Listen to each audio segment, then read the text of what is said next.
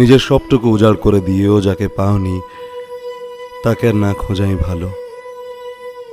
যে মানুষটা অবহেলায় ফোন করা কিংবা মেসেজ করা বন্ধ করে দিয়েছে, সেই ফোন কিংবা মেসেজের অপেক্ষা আর না করাই ভালো।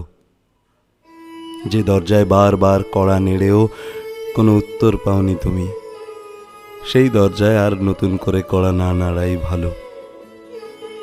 যে মানুষটার পিছনে তুমি পাগলের মতো ছুটেছ, অথচ সেই মানুষটা তোমায় ধরা দিল না, তার পেছনে এবার ছোটাটা বন্ধ করতে হবে। দেখো, মানুষ বদলায়, এটা মেনে নিতে হবে। তোমাকেও বদলাতে হবে, তোমাকেও সহ্য ক্ষমতা বাড়াতে হবে। যতক্ষণ তুমি না নিজেকে বদলাচ্ছ, যতক্ষণ না ভুলতে পারছো, নিজেকে ভালো রাখতে পারবে না।